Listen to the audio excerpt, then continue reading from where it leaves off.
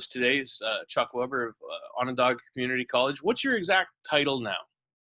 I'm retention coordinator for athletics at Onondaga Community College. So all the athletes, I kind of make sure that they get advised correctly and obviously help them with their 2 years while here and then moving them on afterwards. Awesome. Okay. So one little housekeeping note before we get started. We want to always thank our sponsors for this. They really help make it possible. Sticks and Picks Podcast, Franklin Par Team, Uncommon Fit, Manitoba Lacrosse, Apex Lacrosse Events, Major Series Lacrosse, and Bear Paw Lacrosse Events. Really without them, this 2 weeks wouldn't be possible, but also without our great presenters. So honored and pretty happy to have you aboard. Giving up an hour of your time, I appreciate it. I know it's not the easiest time, and kind of a little topsy-turvy. Like it's just a very unknown time right now, but navigating through the JUCO landscape and understanding more about that. We've got Chuck Wilbur, longtime OCC head coach, who's now transitioned into the retention role. So Chuck, take it away. Yeah, let me try to share this screen a little bit, and I'll chat while I'm kind of showing the screen about. Let's see here. Okay. Well, while you're sharing, I'll tell the participants here. There's a Q&A box on the bottom right-hand side. If you've got questions, please fire them in there. Chuck, I'll facilitate those for you. And as they come in, I'll just handle those, interject at hopefully what is the appropriate moment. And if there's something you're going to cover later, just let me know and we'll come back to it. Wonderful. Yeah. So really the biggest thing I think, I don't think it's a better timing right now than kind of go over the junior college lacrosse landscape as possible an option for a lot of seniors and even juniors during this time where, a lot of uncertainty about what to do and how to get seen and what about my club lacrosse team not playing this year? How am I going to get looked at? So this could be an option. It may not be an option for a lot of people, but, there's a group of people out there that I think junior college always benefits, and we'll go through some names as we go on, but I think it's an opportunity. I'm going to represent all of junior college lacrosse, even though I still work at OCC, and I still obviously near and dear to my heart. I want to make sure I'm representing all of junior college lacrosse because Onondaga might not be a fit for a certain individual. It might be a better fit out in down south than one of the Maryland schools. So I want to make sure I represent all of them and show the benefits that all the community college programs can have for all these guys. So let me get this thing going here. So just a little bit about me. I actually went to Herkimer back in the day. Played for Coach Wareham, 95, 96. I was on Herkimer's, and they were the premier team in the Region 3 at the time. And they, won numerous national championships, and so many great players came out of the Herkimer program. Reggie Thorpe's of the world, and I can go on. There's so many names, who's who. But I played there, and then I moved on to Hobart, and Hobart's a tough academic school. And, I was able to transfer from Herkimer to Hobart. And when I graduated from Hobart, a couple of years later as a young kid, I really took over this program. It was a up and down program in the 80s and 90s that, funding and non-funded. And 2001, I was hired by Bob McKinney and tried to do what Coach Wareham did for me. And, obviously it's a lot about, we wanted to win, but I think more importantly, we want to help young men try to make it in this world that we're struggling, either academically or financially or whatever it is. So when we took over this program, that was kind of our goal. I had a lot of success once we got going about 2005. We started winning some national championships. We won 11 national championships in a 13-year period. In my 17 years, we also moved on thousands of kids to 4-year schools, whether it's D1, D2, or D3. A lot of them have moved on, and I would say majority, probably year in and year out. I'm going to say the high 90 percentile move on to 4-year schools, and that ranges yearly. There's been years that everyone did, but year in and year out, majority of the guys move on to 4-year schools.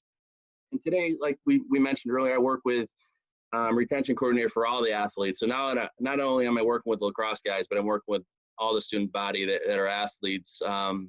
And I just help them move on and get them revised correctly, make sure they're meeting all the NCAA requirements when they transfer out, and just setting them up with their future endeavors. So, you don't wake up. I don't think Randy Stotts woke up in his freshman year in high school and said, "Hey, my dream is to play at Onondaga Community College." And there's a lot of guys who went to Nassau and ethics. I don't think they woke up, in high school and said, "Hey, my dream is to play at that community college." What happens is that is the opportunity that opens up the doors for them to try to get to their dreams. And a lot of their dreams are Syracuse and North Carolina and Hopkins and all them. And sometimes out of high school, some of these guys didn't have the grades. The funny thing, though, I think there's a pre-notion that all the guys that go to junior college or all the ladies that go to junior college are kids, that just don't have the grades, which is not even close to the case. I think there's a percentage, that don't have the grades, but there's a lot of reasons why, and we're going to go over them.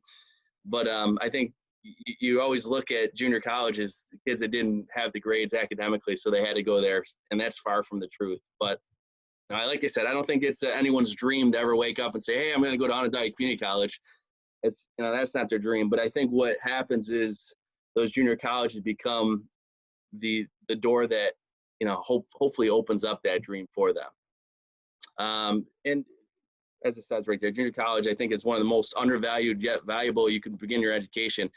You are getting taught by professors there. Same professors that sometimes are teaching at Syracuse and Lemoyne and all these other schools are teaching the same exact class at Onondaga Community College. Same class, other than they're paying $60,000, for Syracuse and about $5,000 for us. And it's the same exact class that you're getting taught. So reality is this: I think you look at almost community colleges looked down upon as not as strong academically, when reality is it's the same class most of the time that are being taught at the 4-year level.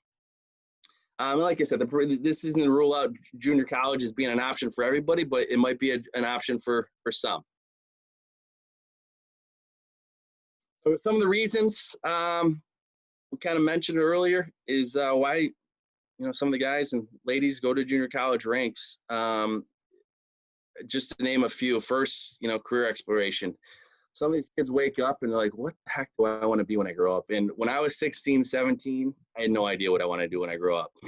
So this is an opportunity. It buys you 2 years to figure out what you want to study. A lot of the student athletes come in and they do undecided, general studies, humanities, and it buys you 2 years to figure out what you like, what you want to be when you grow up. And in the meantime, it saves a lot of money while you're doing this. And that's, I think the biggest reason why at this point where community college comes into place with what's going on in the world is there's a lot of uncertainty. And right now at the community college level, the cost savings of being able to attend a university is $50,000 to $60,000, where a community college is $5,000 or $6,000. And the savings right now, we don't know if classes are going to be online or in person everywhere.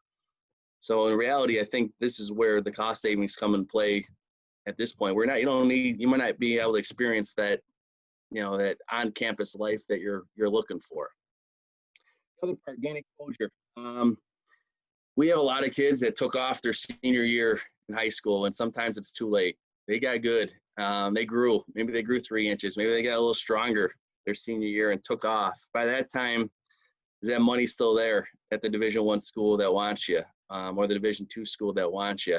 A lot of times it's not. These kids get gobbled up early, and obviously the NCAA has changed the recruiting, dates a little bit, which has helped a lot for these type of kids. But reality, it's still a problem. I mean, if some of these kids take off their senior year and have 75 goals, and their team wins a state championship, and they're playing in June, is it still there an option to get a scholarship? Most of the time, you could say it's not. So I think a lot of times you're playing.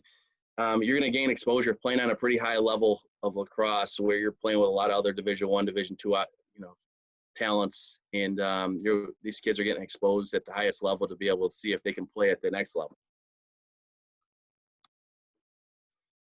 Other reasons. SATs, ACT scores have been, a stumbling block for a lot of young men, young ladies trying to make it to the NCAA route. Once you go to a community college, a lot of the times those SATs and ACTs get thrown out. If you graduate from a junior college, you no longer have to go back and look at your high school scores, your SATs, your ACT scores, your GPA. So a lot of that stuff gets thrown out. It's almost a fresh, clean start. And maybe you've taken your SATs 3 times, and all 3 times your grades haven't really went up much. What's nice about going to a junior college, that all gets erased. You come there and you got to prove yourself at OCC or wherever school you go to, and that SAT score is no longer a factor of trying to get to your goal. I can go right off Randy Stotts. He took his SATs numerous times and just couldn't do it. And he could go to anywhere in the country, but he had to go to Onondaga and get his grades. And he graduated, got his 2 degree. And when Syracuse came calling, and Hofstra and all these other schools came calling, they didn't go back and say, "Hey, Randy's SATs were not good anymore." They didn't look at that. They looked at what he did at OCC. So it was a fresh, clean start with him. He didn't have to worry about passing one of those test scores. GPA, you might have had a bad GPA your sophomore, junior year that put you in a hole, and maybe it's tough to recover from that hole. Again, once you go to the 2-year school, those high school GPAs are no longer a factor really to affect you from transferring. Academic benefits. Professors at junior college level, like I said earlier, we have a professor, Martin, who works at, at OCC, and he one time mentioned to me, I'm like, "Hey, what's the difference?" He said he taught at Syracuse as well. I said, "What's the difference between the class you teach at Syracuse and one at OCC?" He says, "Nothing other than the group of kids that are paying the money in the class."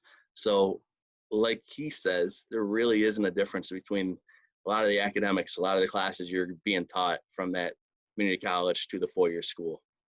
Class sizes are significantly smaller.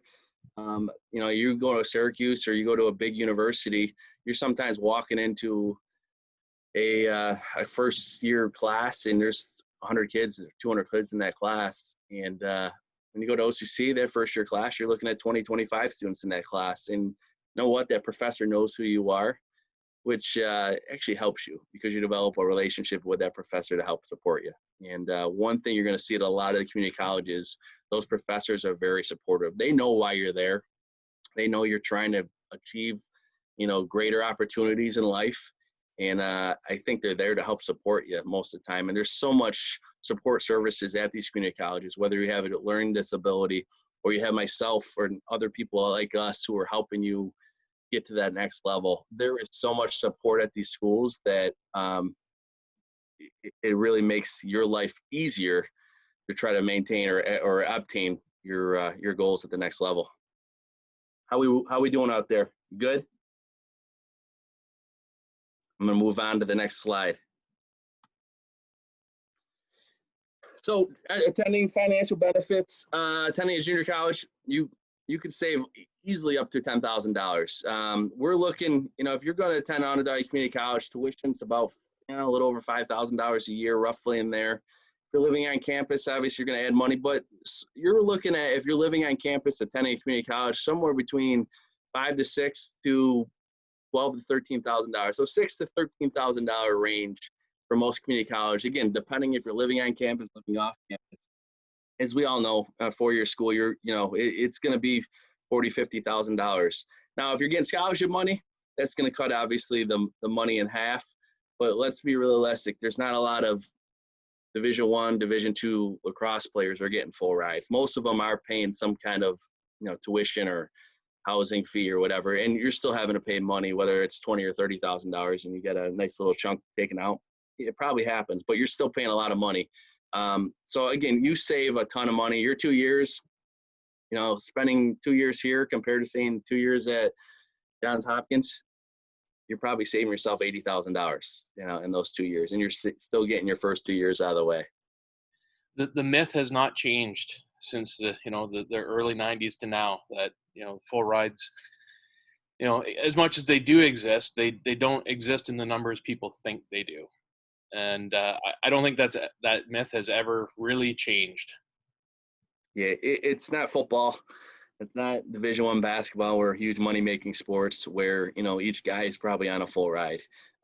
Lacrosse, the best programs in the world, what are they, 12 and a half, 13 scholarships for 50 guys, at the Division I rank, and, half that at the Division II rank. So very rarely is a student athlete on a full ride as a lacrosse player. So again, the money you save, it really is, you're buying a house, really, comparatively. So I'll move on to the next slide. So here's something I honestly, and I grabbed a couple. You can go on. I just try to make sure that some of the bigger names that people would recognize were there, but I'll go through some of these names. But reality is, I could have come up with another 100 to 200, just in the last 10 years of kids moving on to Division One, and I not even mention the Division Two schools. But John Grant, everyone knows him. Morrisville was a community college at the time, and he went there and ended up moving on to Delaware, and maybe one of the best lacrosse players in the world all time. Josh Burns, he went to Hofstra. He may be one of the top 5 players in the pros, the box ranks right now. He played at Nassau. Some of the Herkimer guys, and again, these are, I talked about Reggie Thorpe, and there's some incredible names that played at Herkimer, but here's some of the recent ones. Roger Weiss went to Limestone, went to the pros. Delby Prowlis went Rutgers into the pros, both 2 native kids from Six Nations. Brett Queener, we all know Brett, his great personality, and went to Albany's and went to the pros. He won a national championship at Herkimer. I think that might have been the last championship Herkimer won in 2005. And Brett was, the goalie for that team. Kyle Hartzell, Essex Community College. Again, Essex has produced thousands of excellent players, but Kyle's one of them. USA team member, one of the best defensemen in the world right now. Went to Salisbury and then the pro ranks. Howard Community College. Pete Poyan, Ohio State, and then the pros. Pete is a offense coordinator. He was at Hobart, my alma mater. He moved on. I think he's at Marquette now, but Pete is one of the better lacrosse players that come through the junior college ranks. Just went to the Hall of Fame last year in the JUCO ranks. Some of the guys I was able to coach at OCC, Cody Jamieson, again, along with Josh Burns, maybe one of the top 5-6 players in the world right now in the box ranks. Sid Smith, both Cody and Sid, moved on to Syracuse, won national championships there, both in the pros afterwards. Shane Jackson came to me, and this is Shane's story. He came to us, 140-pound blonde-haired kid walking through the door and said, hey, coach, introduce himself. I'm like, who's this kid? He says, yeah, I play attack. I'm like, okay. And he gets on the field, and he was no longer a 140-pound blonde-haired kid. He was, he played like he was a 200-pound giant. But no one knew about Shane. He came here, was a player of the year, went on to Limestone, where he was a player of the year there at Division II ranks, and he's been in the pros ever since. At Georgia, playing with a bunch of other Onondaga guys. And Shane is a perfect story for the community college ranks, because Shane wasn't, if you looked at him when he walked out of high school, he wasn't ready to play at that level. And I think OCC helped him get to that level. Tyson Bell, I think Tyson's make a huge name for himself in the pros. He ended up going just to OCC for 2 years, got his construction degree, and went in the workforce and wanted to be a pro athlete. And Tyson's, is played for the U19 team, for the world team recently for Canada. But Tyson's had a heck of a pro career at this point. Jeremy and Jerome Thompson, we all know the Thompson brothers. Some of you seen the story about Jeremy and Jerome. Jeremy made it. Jerome didn't get to Syracuse, but Jerome has had a pretty good professional life and has done pretty well for himself. And honestly, he 2-year degree, moved on, and now he's in the pro ranks. And Jeremy, obviously, he fulfilled his dream of going to Syracuse. Jeremy is a perfect story, and Jerome, of kids that have taken their SATs numerous times and just could not pass them. They started speaking the English language, in 6th grade. They spoke Mohawk, and SATs, ACTs were just almost impossible for them. And here they are. They went to OCC. Jeremy ended up graduating, and he never had to worry about the SATs again and was able to move on to Syracuse. And we know, Randy Stotts and Austin Stotts. Randy, again, 2 of the premier players in professional ranks right now. Randy, played at Syracuse. Again, a kid that came, and I think grew up a lot at the 2-year route. I think Randy came in pretty immature, 17, 18-year-old kid. But he came in, and school was really hard for him. But every time I walked by the study hall, Randy was sitting in there getting extra help with a tutor or some kind of support. And man, did he work hard to get to Syracuse. And when he got to Syracuse, it was one of my favorite moments when he called Coach Desco and accepted the scholarship, because I know how hard and where he came from to get to where he was. And that's such a good story from Randy. And Austin, Austin was the number one pick. He decided to do the 2-year route and then not go on to the 4-year schools. He wanted to go play pros and didn't want to keep on getting his education. He just, school wasn't for him. And you know what, though, what I appreciated, he gave 2 years, his first 2 years a shot at OCC and see if school was something he can continue. And he chose not to. He ended up going to the pro ranks. But you know what Austin did? He grew up a lot off the field, just like Randy. They grew up as people. So sometimes it's not showing in the classroom, but you definitely grow up as a person, as a man. A lot of these guys come in as boys, and usually they leave as men after they realize some of how to make it in life, really, more than anything. So here's how they benefit. All gain D1 opportunities. A lot of them gain scholarships. All were able to move on to professional ranks, and they all gained exposure. And that was the biggest thing. Some of these guys, I don't know, a lot of people knew about Tyson Bell and Shane Jackson and some of these guys. And by playing at OCC and some other 2-year schools, they got recognized. Who the heck's this Tyson Bell kid with that hair flopping out of the back, his first year? A lot of people didn't know these guys. So an opportunity to get the exposure that they weren't getting. We had a kid from Hawaii come, and Lincoln Lissemeyer. Now, here's a kid who was valedictorian, number 1 in his class. He didn't have to go to a 2-year route. His family had money. Financially, they were okay. But Lincoln wasn't getting looked at in Hawaii. No schools, 4-year schools were coming to talk to him. So Lincoln came to us, and he developed as a player. He was raw. His IQ had to learn a lot from, not getting experience in high school, playing in Hawaii. So he came, he grew. He ended up getting a scholarship to Furman. And here's a kid who was our 3rd long stick midi. Both years he played there. So he played. He just wasn't a starter. He gained so much experience. He got so much better. And when he graduated, Coach Meade, he was the captain his senior year at Furman. So here's a kid who came home from Hawaii, first Division I player ever to make it from Hawaii. Maybe the first and the only one at this point. But here's a perfect situation where he didn't have to come there because of the grades. And financially, he was fine. But he came there to get exposure, get an opportunity to grow as a player, play against other Division I players every day in practice. And he got better and better. And here's a kid who made it to Furman. And with his grades, because of his grades, he was a 4.0, and his lacrosse, he didn't have to pay a dime to go to Furman. He had a full ride because his grades were so good. So here's a kid right there. It's not all the time about kids that's not academically ready. Sometimes they're just not physically or, emotionally ready for that jump to that Division I school. Here's some of the programs. I wanted to kind of touch base on some of the programs.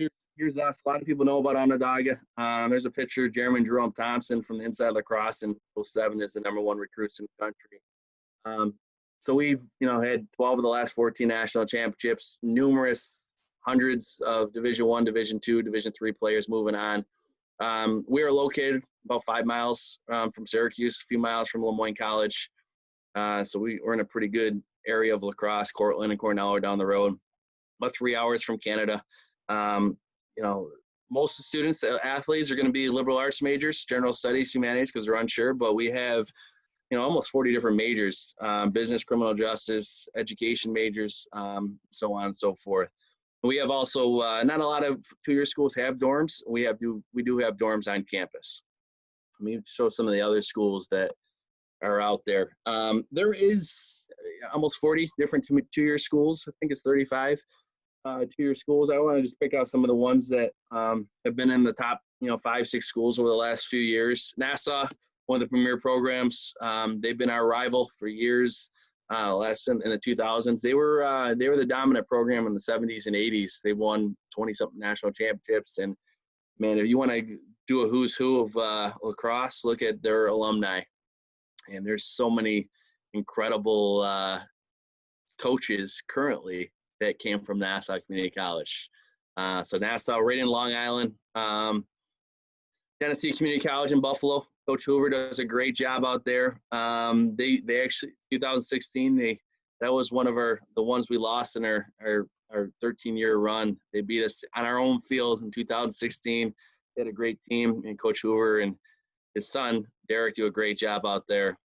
Essex Community College, probably the premier Southern program for years. When you talked lacrosse for, the community college ranks back in the day was always Nassau, Herkimer, and Essex. We kind of jumped in and took Herkimer's spot, but Essex was kind of the premier team down south for years. And again, just like Nassau, they're like the who's who of, can't believe this guy and this guy and this guy played, at Essex Community College, and so many big names that came through that program. Coach Burke runs the program out there. He's back. He was away for a few years, but he's back running the program. Kind of two programs that are up and coming. Hartford, right out in Maryland as well, Bel Air, Maryland. Coach Ferrardi does a great job. They're all over the place right now. They're recruiting pretty hard. They had a Final Four berth last year.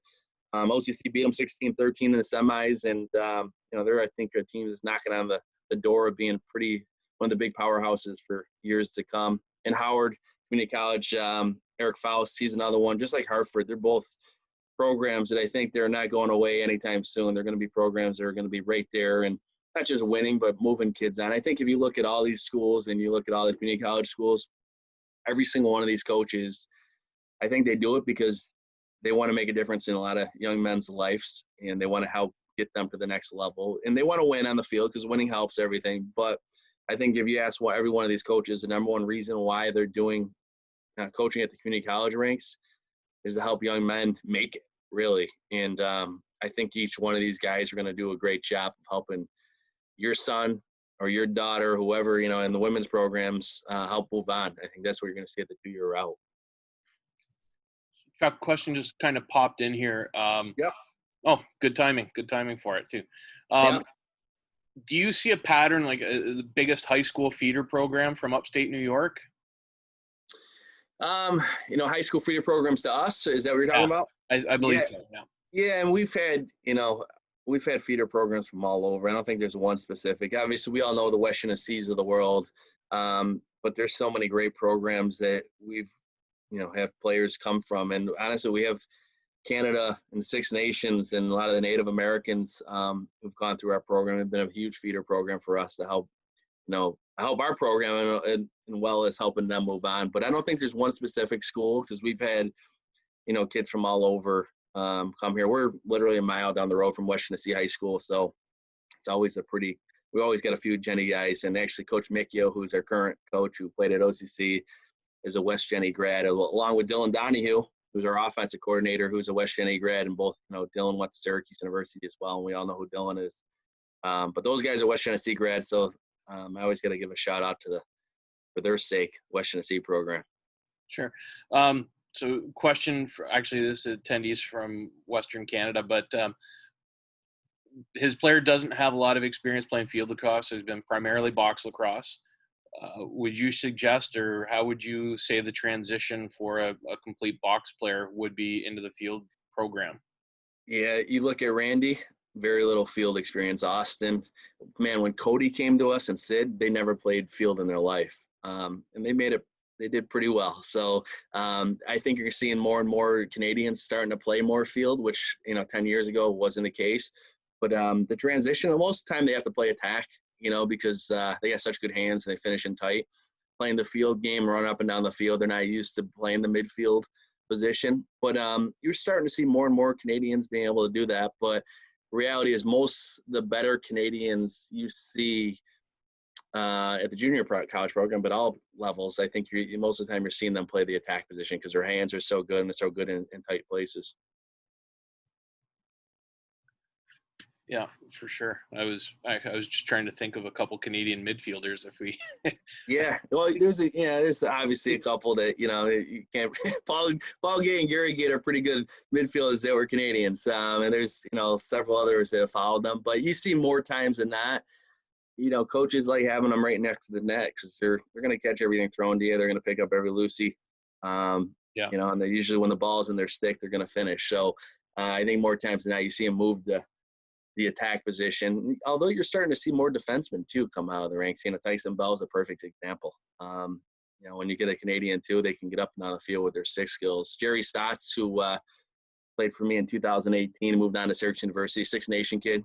Great defenseman, Sid Smith. So I don't think you want to say, and we can say the goalie position, Warren Hill. Warren played for us and he moved on to Syracuse as well. So I think the Canadians, at first it was mostly attack, but I see it starting to expand and more are playing other positions as well. In some of the other, and I know a question has always come up, why not go to prep school? Hey, listen, if you prep school, Hill Academy is outstanding. God, IMG is outstanding. The facilities are incredible. But the reality is not everyone can afford, the cost of some of those schools. I think there is some kind of scholarship money sometimes at those the prep schools, but reality, more times than not, you're still spending a pretty chunk of change.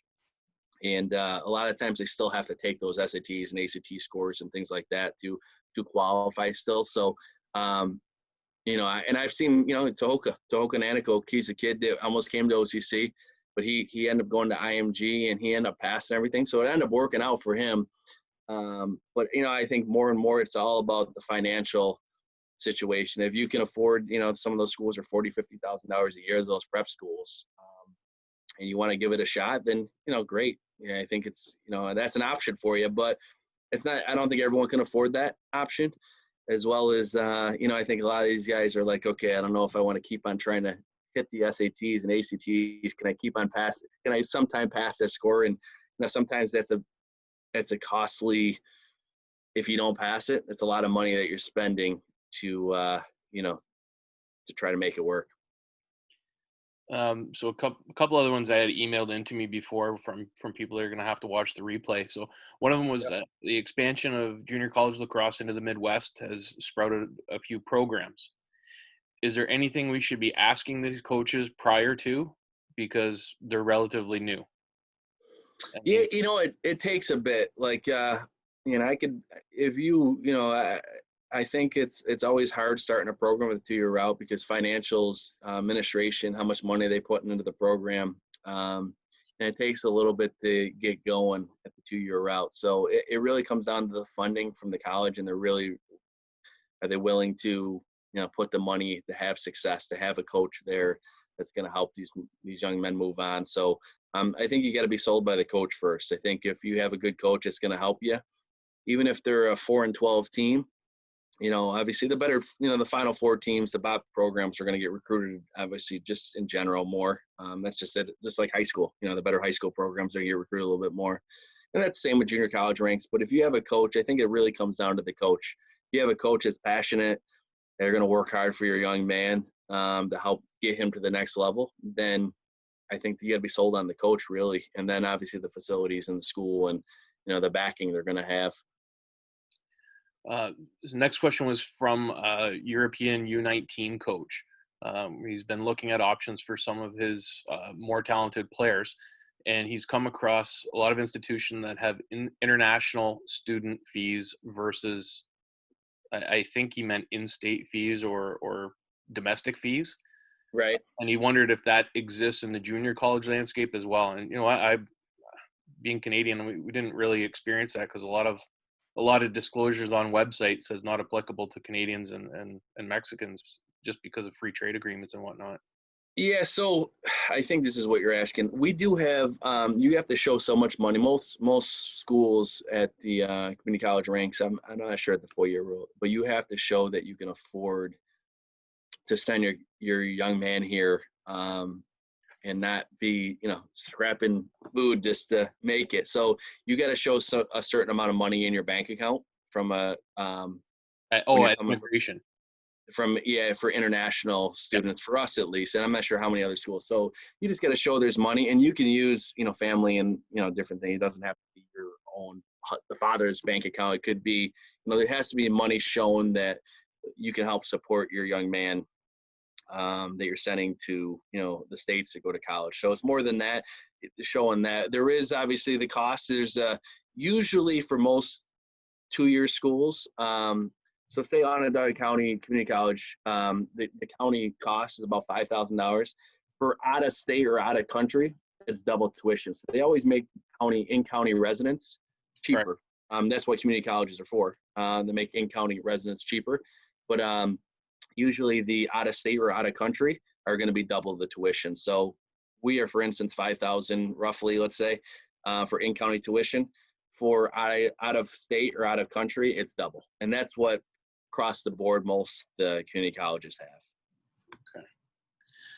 To the participants that are on, if you want to fire questions into the Q&A, by all means, I've got a couple more that were sent into me prior to, but I can see a distinct geographic landscape of people that we have here in our attendees. So, Chuck, the whole COVID situation is got everybody up in arms, and this question has been asked of most coaches, but in your opinion, how do you think the recruiting landscape is going to be for your 2021 type students? And the whole reason you and I talked actually was because of this situation. And I said, hey, like, I got students getting some advice, telling them to go to prep schools. And like you touched on earlier, budget constraints are huge. So they're interested in your opinion on this. Yeah, so I think you're going to see a lot of student athletes go the JUCO route this coming year. I think we're already seeing an increase in our numbers at not just athletics, but the college itself, because the uncertainty is you're going to be taking online classes anyways and spending that money, as well as, for the athletic rosters. So all these seniors are coming back at a lot of these schools, which is great for them because they deserve to have their senior year. But, those number crunching, are they still going to be able to supply those 10 freshmen coming in the opportunity, the scholarship opportunity that they had for them? And, are those 10 freshmen going to be able to play, or are they going to be, redshirted for a year? So there's a lot of uncertainty for this year alone. And so we've already seen it academically across the board. Our school's numbers, our application process has gone up through the roof right now because people are going to go the 2-year route to save some money. And, and then athletically, we're starting to see the same thing where you see more and more student athletes that might have been going to a Division II school across the country. And, the senior attackman's coming back. So he's like, maybe I go to OCC for 1 year. And what happens is when you go to a 2-year route, you can either use 1 year or 2 years of your eligibility. And then when you move on to a 4-year school, you either have 2 years left or 3 years left, depending on what way you decide. So we've had, student athletes come here, and a lot of the other teams have played 1 year, and they move on to the 4-year school. They didn't need this, graduate because they already met the NCAA clearinghouse from high school. So they met the SAT scores and their GPA was fine. So once you go to OCC or community college, it's not like you're stuck there for 2 years and you have to graduate. If you met all your high school requirements, clearinghouse stuff from NCAA, you don't have to spend both years at the community college ranks. Sometimes it helps you more than others by spending 2 years because financially, sometimes you get a little bit more money when you made a name for yourself your freshman year, but you might have an agreement with a school already, or a school knows about you already and they just don't have the money to give you yet. So a lot of times, rather than go there and not playing at that school or spending the $40,000 because they don't have the money to give you, they'll go to the JUCO ranks for a year, save a little money, play, because you're going to be on the field more times than not. JUCO ranks, there's no seniors or juniors taking your time. Right. The only freshmen and sophomore. So the opportunity of playing, you're probably going to be on the field more times than not. And you're gaining a year of college experience, getting a little stronger. There's weight room programs and everything else. And you're growing as a player. And then when you move on, you're still going to have those 3 years left if you choose to play 1 year at a community college. There's a 2-part question, and one of them you probably already answered, but one of it was pertaining to the extra year of eligibility. Number one, did the JUCO ranks adopt that, which I don't think they did. But they didn't adopt an additional year of eligibility, correct? So this year, the season got canceled about 3 games in, and they gave everyone their year back. So no one wasted a year this year as far as for playing. So the community college route, the junior college, NJCAA has given every spring sport athlete their season back, even though those 3-4 games played. So everyone got their season back as a spring sport athlete. So this question for me then, academically, what would that do for a student? Because they finished their semester, right? Let's say it was a second year player. What does that do for them academically? Does that allow them to upgrade more, or? So if you graduated, so you say you finish your 2 years, sometimes, kids have a few extra classes anyway, so they end up coming back to finish it. So the other option is for fall, I believe the NJCA has made an agreement this year, and I got to look more into it for the spring, but for the fall, I know you can be a part-time student, which has never been the case previously. So you can be part-time and be able to play still.